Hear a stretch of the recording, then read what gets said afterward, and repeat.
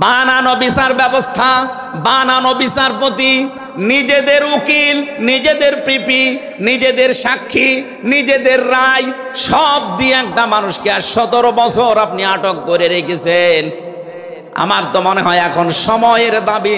সূরা ফাতিহা থেকে যেহেতু তাফসীর শুনছেন, আজ এই বাংলার 18 কোটি জনগণের উপরে যদি আল্লাহ পাক খুশি হতে চান, এই নিরপরাধ মানুষগুলোকে জেলখানা থেকে মুক্ত করা লাগবে। যশোর বাসে আল্লাহ রাব্বুল আলামিন এখানে কয়েকটা বিষয় আমাদেরকে উপহার দিতে চেয়েছেন সুসংবাদের মাধ্যমে।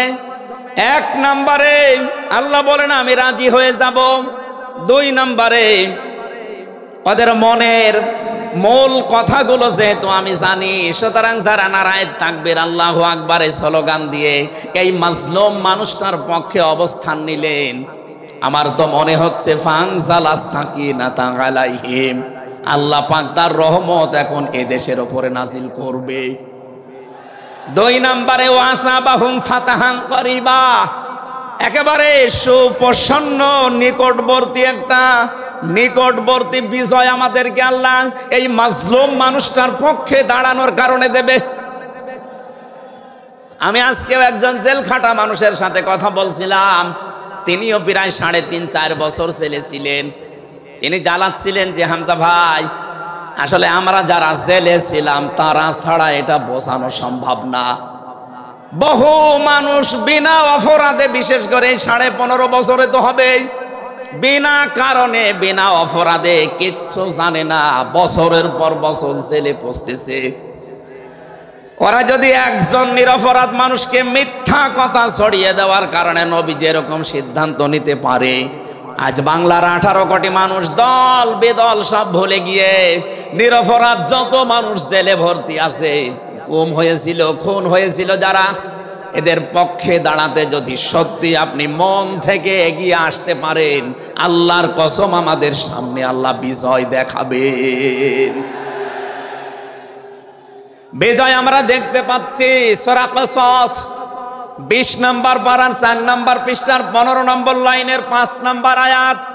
বাড়িতে যে আয়াতটার তাফসীর দেখবেন, আল্লাহ রাব্বুল আলামিন বলেন নুরিদু আন্নামুন্না আলাল্লাযীনা ইসতাদঈফু ফিল আরদ ওয়া নাজআলাহুম আইম্মাতাও ওয়া নাজআলাহুমুল ওয়ারিসিন। আমি আল্লাহ একটা ইচ্ছা করলাম, হাজার হাজার বছর আগে হে নবী, এই পৃথিবীর ময়দানে ফেরাউন নামে একটা লোক ছিল।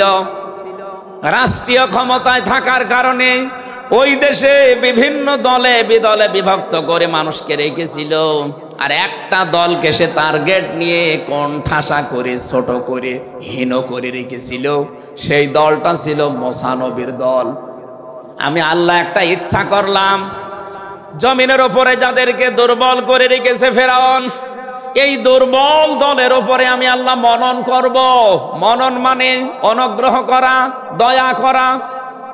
আমি আল্লাহ দয়া করব তাদের উপরে, মনন করব। এই কারণ আমি তাদেরকে জমিনের শাসন ক্ষমতায় বসাতে চাই, জমিনের উত্তরাধিকারী তাদেরকে বানিয়ে দিতে চাই। অনুমাক্কিনা লাহুম ফিল আরদ, জমিনের উপরে তাদেরকে আমি ক্ষমতায় বসাবো, এটা আমি আল্লাহর ইচ্ছা। বলেন তো আল্লাহ যদি কোনো ইচ্ছা করে ওটা রদ করার কেউ আছে? আরো জোরে বলেন আছে? সুতরাং এই আয়াত দিয়ে আমি যেহেতু 100 ভাগ আয়াতটা বিশ্বাস করি, হাজার হাজার বছর আগে ফেরাউনের এই জীবনের সাথে, কাহিনীর সাথে, তাফসিরের সাথে আমি বাংলাদেশি আয়াতটা মিলিয়েছি। দেখতে পেয়েছি 2024 সালের 5 আগস্টের পরে একটা দলের সাথে আয়াতটা মিলে যাচ্ছে। আপনি যাই মনে করেন এইটাই বাস্তব। এই 54 বছরে ধোয়া তুলে ভুয়া চেতনার নাম দিয়ে যাদেরকে কোণঠাসা করে রেখেছিলেন জনগণের কাছ থেকে, আল্লাহ যেন হঠাৎ করে মানুষের মনের ভেতরে তাদের প্রতি পরিবর্তন এনে দিয়েছেন। আল্লাহ পাক যেন এই মানুষগুলোকে একটা মনন করেছেন, একটা দয়া দেখিয়েছেন। ওয়ানাজালাহুম আইম্মাতান, জমিনের ইমাম তাদেরকে যেন আল্লাহ দিনের পর দিন বানিয়ে দিচ্ছে। তাদের আচার ব্যবহার, তাদের চরিত্র, তাদের ব্যবহার, তাদের মাধুর্যতা, তাদের যে ইখলাস, এগুলো দেখছে আমার আল্লাহ দিনের পরে দিন জমিনের ইমাম তাদেরকে আল্লাহ বানাচ্ছেন। ওয়ানাজালাহুমুল ওয়ারিসিন, আয়াতের শেষের কথা, আল্লাহ তাদেরকে জমিনের ওয়ারিস বানিয়ে দেবেন। যেহেতু আল্লাহর সিদ্ধান্ত রদ করা যায় না, ফাআলুল লিমা ইউরিদ, তিনি যা ইচ্ছা তাই করেন। ইন্নামা আমরুহু ইযা আরাদা শাইআন আইয়াকুলা লাহু কুন ফায়াকুন। আল্লাহ পাক বলেন, আমি যদি কোনো ইচ্ছা করি শুধু বলি কোন, সঙ্গে সঙ্গে ফায়াকুন হয়ে যায়। কোরআনের উপর আমার 100% বিশ্বাস নিয়ে কথা বলছি আমি। এই আয়াতগুলো মাস্ট বি আমার আল্লাহ বাংলাদেশে দেখাবে। বলেন আমিন, আরো জোরে বলেন আমিন। 6 নম্বর আয়াত হচ্ছে অনুমাক্কিনা লাহুম ফিল আরদ, আমি আল্লাহ তাদেরকে জমিনের চেয়ারে ক্ষমতায় বসিয়ে দেব। কেন জানো? অনুরিয়া ফিরআউনা ওয়া হামানা ওয়া জুনুদাহুমা মিনহুম মা কানু ইয়াহযারুন, আমি আল্লাহ দেখাতে চাই ফেরাউনকে, হামানকে আর তার সৈন্যবাহিনীকে, তারা তাদেরকে সবচাইতে বেশি ভয় করত জমিনে যাদেরকে, সেই মুসা নবীর দলকে আমি আল্লাহ জমিনের শাসন ক্ষমতায় বসিয়ে তাদেরকে দেখাবো। এই 54 বছর জালেম এবং মুনাফিকরা সবচাইতে বেশি ভয় বাংলাদেশে যাদেরকে করেছে, তাদের প্রতি মানুষের মন মানসিকতা আল্লাহ ঝুঁকিয়ে দিয়েছেন। এই জন্য কোরআনের আয়াতের উপরে বিশ্বাস করে বলছি, এই বাংলাদেশে যারা নিরপরাধ মানুষ আছে তাদেরকে যদি 5 তারিখের পরে বিভিন্ন আন্দোলনের কারণে, মানবিকতার কারণে ছেড়ে দেওয়া হয়, বিশেষ করে ম্যাডাম খালেদা জিয়াকে আপনি ছেড়ে দিয়েছেন। এরপরে আমরা দেখতে পেলাম আব্দুল সালাম পিন্টু ভাইকে ছেড়ে দিয়েছেন। এরপরে গিয়াসউদ্দিন মামুন ভাইকে ছেড়ে দিয়েছেন। মিয়ানুরউদ্দিন অপু ভাইকে ছেড়ে দিয়েছেন। আমরা চাই জনাব এটিএম আজহারুল ইসলামকেও মুক্তি দেওয়া হোক। এ দাবির পক্ষে আছেন কারা দেখি? লিল্লাহি তাকবীর।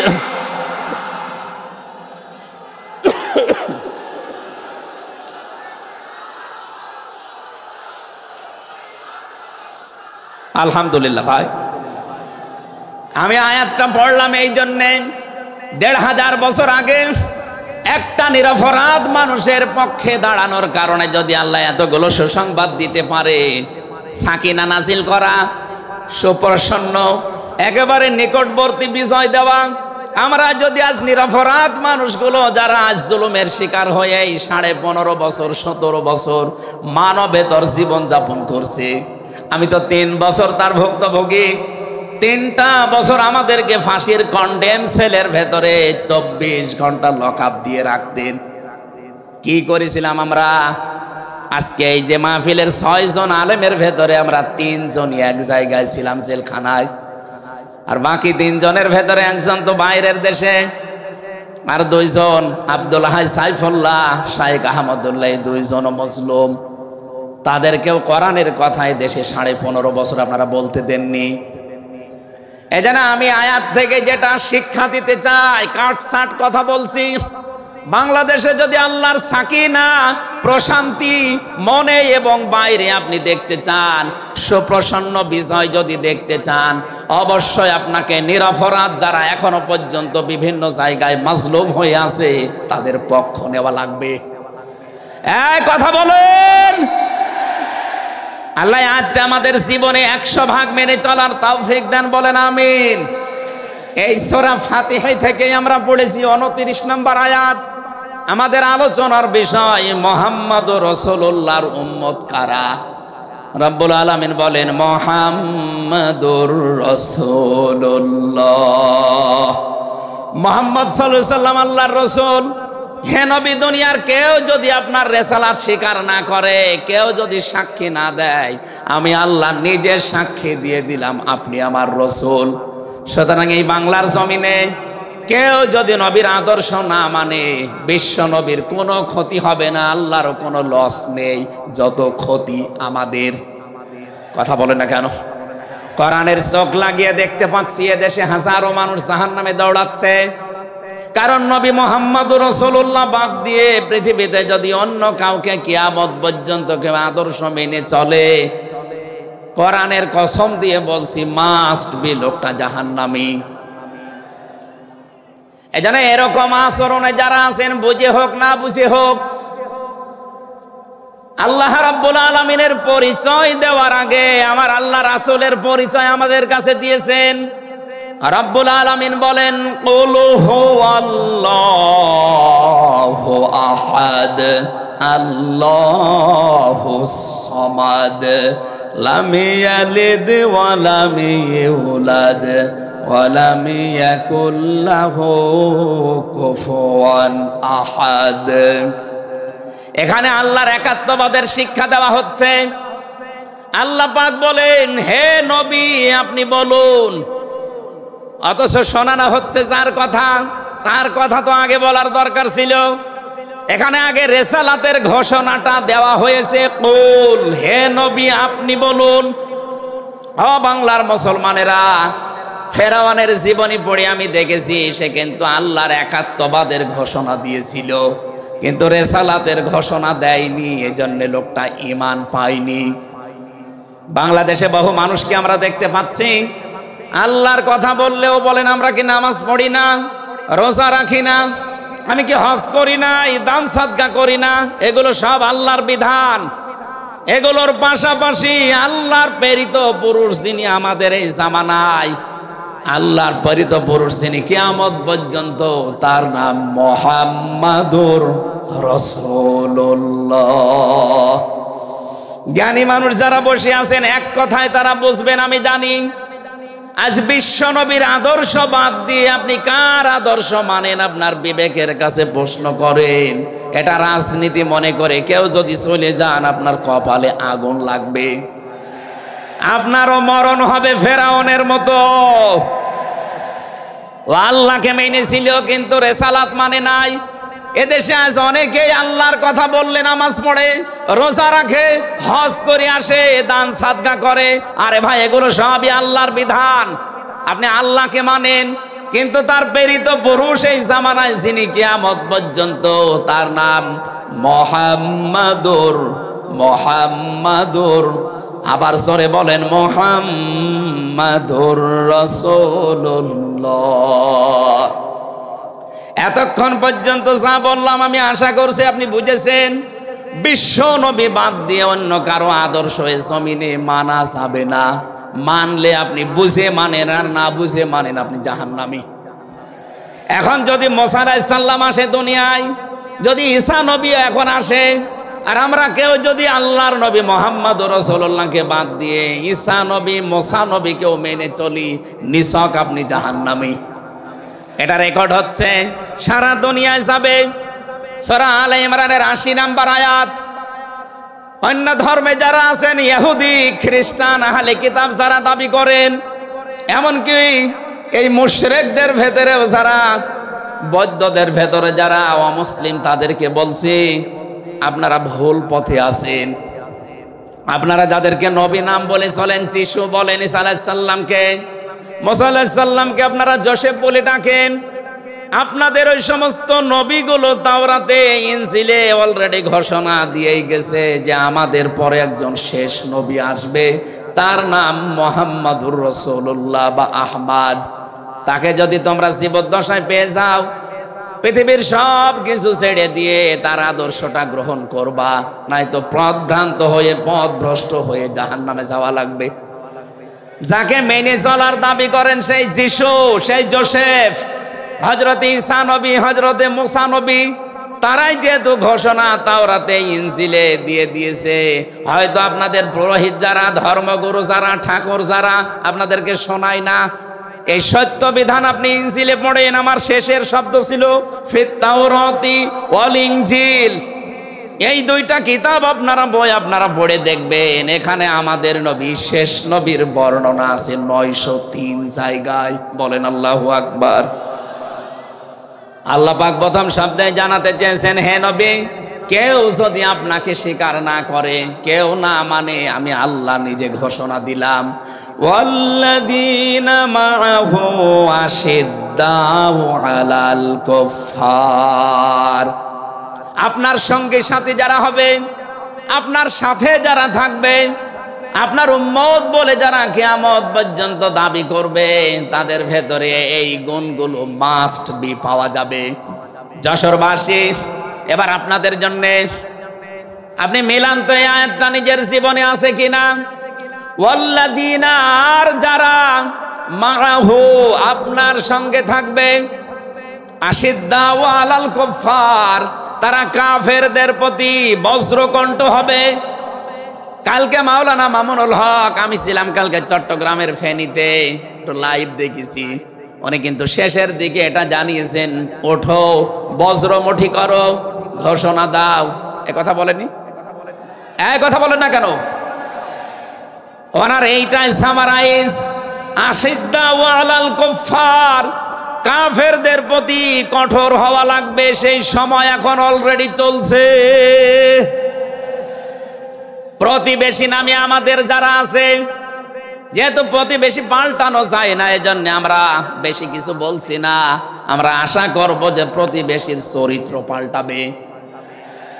নবীজি প্রতিবেশী সম্পর্কে এত বেশি কথা জানিয়েছেন, মাঝে মাঝে বলতেন, জিবরাইল, প্রতিবেশী সম্পর্কে যত কথা তুমি বলো, মনে হয় যে আমার জমি জায়গার ভাগও দেওয়া লাগবে।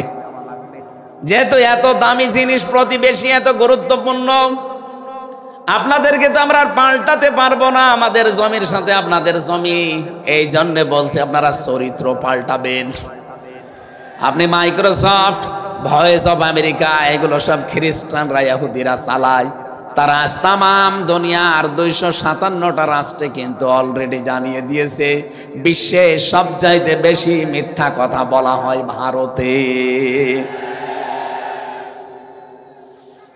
পৃথিবীর 257টা রাষ্ট্রের ভেতরে সবচাইতে বেশি সংখ্যালঘুরা নিরাপত্তার সহিত বাস করে বাংলাদেশে। অথচ এই দুইটা এতদিন, এই 54 বছর আমরা স্বাধীন হয়েছি, 54টা বছরে আমাদের পেছনে এই মিথ্যা দুইটা তথ্যই প্রতিবেশীরা ছড়িয়েছে।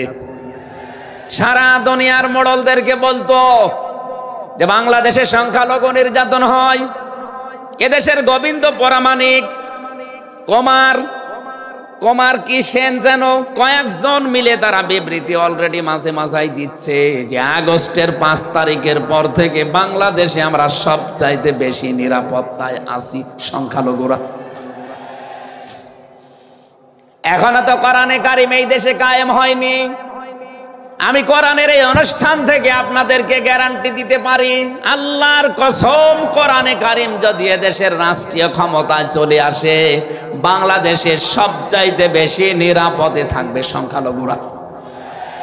একজন মুসলমানের মাথায় যদি কেউ আঘাত করে, একটা গুনাহ হবে। একটা অমুসলিমের গায়ে যদি কেউ আঘাত করে, ডবল গুনাহ হবে। বাংলার মুসলমানেরা অনেকে মনে করেন যে এটা মনে হয় নতুন হাদিস। না, আপনি একজন মুসলমানকে আপনি মারলেন, আপনার নিজের ভাই সে, আল মুসলিম ও আখুল মুসলিম, কিন্তু অমুসলিম আপনার ভাই, এ কথা কোরআনেও নেই, হাদিসেও নেই। কে কথা বলেন এখন? 3টা বিষয় যদি কারো ভেতরে পান, সে যেই হোক। 1 নম্বরে কেউ যদি আমার কেবলাকে কেবলা মনে করে, ফাহুয়া আখি, সে আমার ভাই। 2 নম্বরে আমার জবাই করা জিনিস যদি সে খেতে চায়, ফাহুয়া আখি, সে আমার ভাই। 3 নম্বরে সে যদি আমার মতো নামাজ পড়ে, সে আমার ভাই। সুতরাং এই 3টা বিষয় সামনে রেখে আমরা এই দেশে যারা আছি, মতের হয়তো মিল নেই, দলের হয়তো নামের মিল নেই, কিন্তু এই 3টা বিষয় যারা মানবেন, আমার মতো নামাজ পড়বেন, আমার কাবাকে কাবা মনে করবেন, আমার জবাইকে তো ব্যস্ত আপনিও খাবেন, এটা যেই হোক, এই দেশে আমরা সবাই তাকে ভাই ভাই ভাই মনে করি। কথা বলেন ঠিক কিনা? এই 3টার বাইরে যারা আছেন, তারা তো আর আমার ভাই না। তাদের সম্পর্কে কি? তারা আমার এই দেশের আমানাত। 1 নম্বরে এই সংখ্যালঘু যারা আছে, হিন্দু হোক, খ্রিস্টান হোক, বৌদ্ধ হোক, মুশরিক হোক, যাই হোক, যারা আছে তাদের ওপর যদি আপনি অত্যাচার করেন, তাদের মন্দির ভাঙেন, তাদের দেবতাকে গালি দেন, তাদের মাথায় বাড়ি দেন, চাঁদাবাজি করেন, 1 নম্বরে জুলুমের গুনাহ হবে, 2 নম্বরে আমানতের খেয়ানতের গুনাহ হবে। এই জন্য আমরা সাবধান থাকি। আগস্টের 5 তারিখের পরে আমরা অনেকের চরিত্র একটু ওলটপালট দেখতে পাচ্ছি। আশা করছি আপনি থামবেন, নয়তো কিন্তু বদনাম হয়ে যাচ্ছে। আপনি গোয়েন্দা বিভাগের খোঁজ রাখেন, তারা কিন্তু সব নখদর্পণে রেখেছে, কে কি করছে এটা সব তারা দেখছে। এই জন্য আমরা এমন কোনো আচরণ না করি আপনার নিজের ভুলের কারণে নিজের পায়ে আবার কোড়াল লেগে যায়। তারা সব দেখতে পাচ্ছে এই 4.5 মাসে কারা মানবতার জন্য কাজ করে, কারা দেশের জন্য কাজ করে, কারা এই 2780 জন মানুষ হাসপাতালের বেডে কাতরাচ্ছে, এদের কাছে কারা গেছে সব খোঁজ তাদের কাছে আছে। 2732 জন মানুষ হত্যা হয়েছে একজনের নির্দেশে। এতগুলো শহীদ পরিবারের পাশে কারা কারা দাঁড়াচ্ছে সব তাদের কিন্তু ডকুমেন্ট আছে। এই জন্য আপনি মনে করছেন আমি ডুবে ডুবে জল খাবো, ঘোলা পানিতে মাছ শিকার করব, কেউ কিছু টের পাবে না, কখনো না। সব তাদের আয়ত্তের ভেতরে আছে। এই জন্য এমন কাজ করা দরকার আমাদের, আগামীতে যেন শুধু ওই 14 দল বাদ দিয়ে আমরা যারা মজলুম আছি এই মানুষগুলো যেন রাষ্ট্রের দায়িত্ব পায়, আর কোরআন আর হাদিস দিয়ে বাংলাদেশের 56,000 বর্গ মাইল চলে। কারা কারা রাজি আছেন দেখি? লিল্লাহি তাকবীর।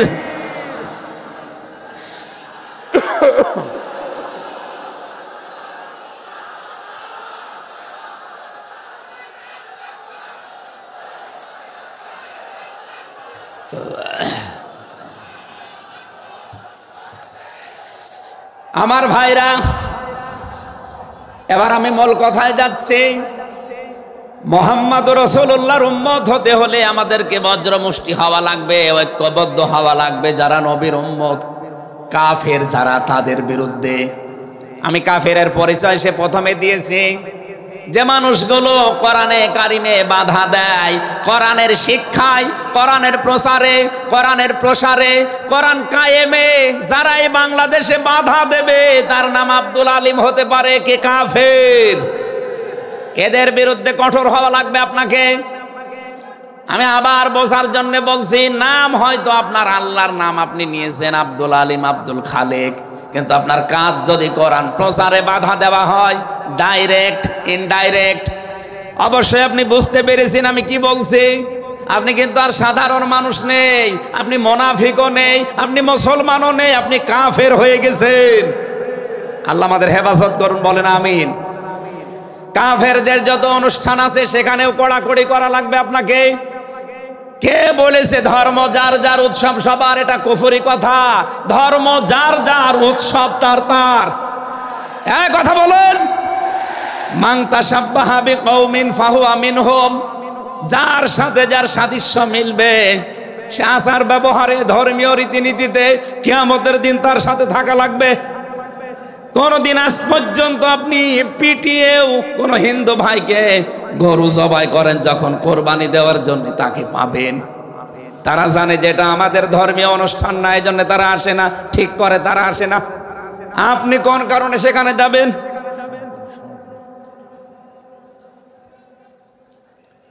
রোহামা ও বাইনাহুম।